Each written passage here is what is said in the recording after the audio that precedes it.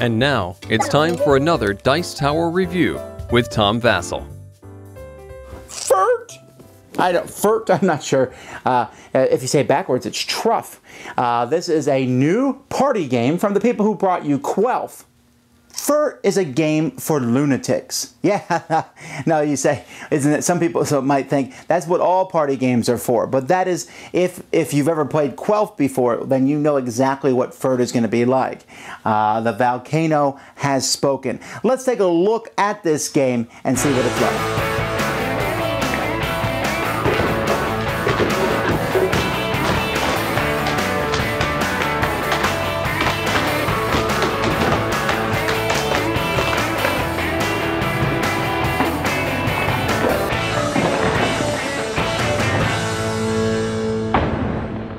Here's the board of Furt, which you can see has all kinds of silly artwork all the way from the start space as you travel around and go past all these silly people and land on hot spots and apparently swimming pools until you get closer and closer to the middle. Now in the middle, we're going to be putting a volcano, because that's where you're trying to get, is to the volcano. And the gameplay is very simple. On your turn, you will take one of these funny pieces and you will put them on start. Candy corn, one of the greatest candies that you can only eat so much of. A mustache, something every man should have. A foam finger, not really sure what to say about that. And more. So everyone puts their pieces. Ice cream sundae, best dessert in the world. And they get ready to go. On your turn to go, you will simply roll a die. Whatever color you roll, you will draw the top category card and do whatever it says. If it's the black one, it will just say something silly. And it said you might need to get a tissue, and then you do whatever it says. Sometimes it will say go 3 forward, sometimes it will say go 1 back, whatever. If it says the red one, then we will flip the timer. Let's include it. And everyone has that much time to make fun of you. They can say 2 funny words at a time, and if they make you laugh, then you failed. If they don't, you get to go forward 2 spaces. The green one, guess what? Here, it will either say you can talk or you can act. In this case, you will draw little slips of paper here from the volcano, however many it tells you to do, and you will either try to get people to guess these words or act them out. And if people do, then you get to go forward the number of spaces on the card. On Truth and Fiction, you will take a Truth and Fiction token and you will hide it on a table as either truth or fiction. You will then read what the card says. It says, when I get a voicemail message, and then you have to make something up. So say, when I get a voicemail message, I delete it, or I wait 3 days before I even listen to it. Is that true or false? Everyone then says whether they think it's true or false. I show it. Actually, that would be false. It's a day for me. But that would be false, and then everybody who guessed correctly gets to go forward a space, and I get to go forward 1 space for everybody who was incorrect.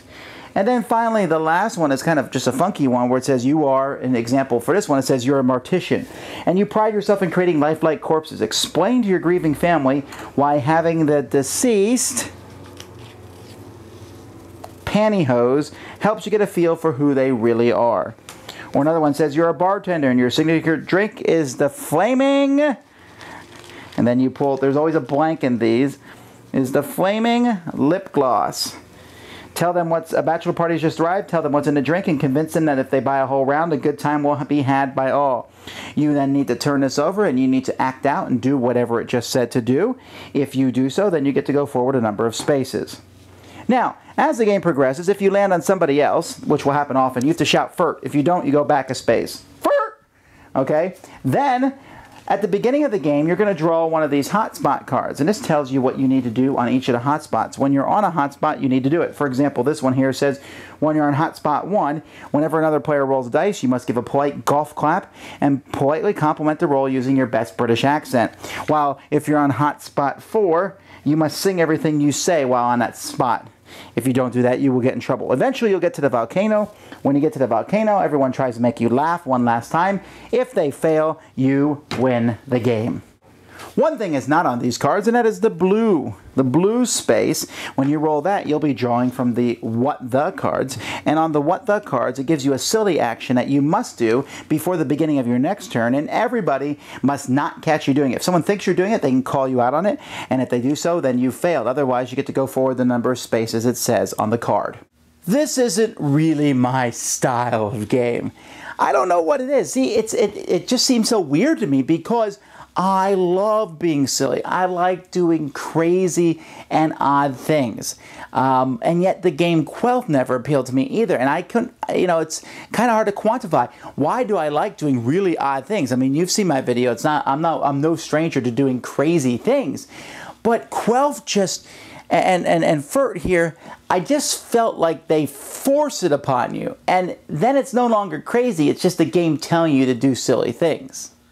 There's a couple of odd design choices when it comes to Furt. One of them are these cards. On these cards, the Volcano Has Spoken thing is just a little odd. I mean, it's just, you turn over a card, read it, and it said it's time to put on those big girl panties now. You know the one. Well, what does that even mean? Or, and it wants nuts on that Sunday. Do you hear that? Nuts. So, okay, that's fine. But then the straight-faced here, the straight-faced is the exact same on every single card. So why put it on the cards at all? Seems like a waste of space. The Truth or Fiction is fine. You Are an Actor is fine. There's no real laws governing on how everything is supposed to work. And so that's going to, some of the players are going to run into trouble with that because they'll say, well, it didn't say I couldn't do that. Well, I think that's against the spirit of the game. So I'm assuming players will have to come together to decide what's allowed and what's not. Speaking of components, the Volcano piece is now in my top 5 most annoying things ever put together in a game. Wow, was this a pain in the neck. And the little papers that inside it, really? I mean, I'm curious as to who thought that was a good idea. Chips, maybe, little cardboard tokens, but little white strips of paper, hundreds of them, shoved into this volcano? Pain in the neck. Okay, enough about components though. What about the gameplay? The rules for the game are short. So it's pretty simple, it's pretty easy. You roll the die and see what happens. Okay, and some of the aspects are funny. Now, there's one aspect of the game that I really very much enjoyed, and that was these little What The cards, where you had to get something and you had to do it without anybody noticing. Now, here's the problem. Let's say I get this and it says, look around the room for something that doesn't belong to you. Ask the owner of the item if they're using it anymore, and if not, ask if you can have it. If they give it to you, move ahead at the start of your turn. Okay, so you have to do that without anybody noticing. Now, that's kind of weird and kind of odd. But as soon as I draw one of these cards, I might go, oh, booga, booga, booga, booga, hoping that someone will call me on it, and I'll say, that wasn't what I was trying to do. I mean, you can do all kinds of weird things. You know, just strange and unusual things, hoping people will call you out on these cards. But it's an interesting idea, and it's almost like, well, it is. It's the best part of the game. The making someone else laugh is funny the first 2, 3, 4, 5 times.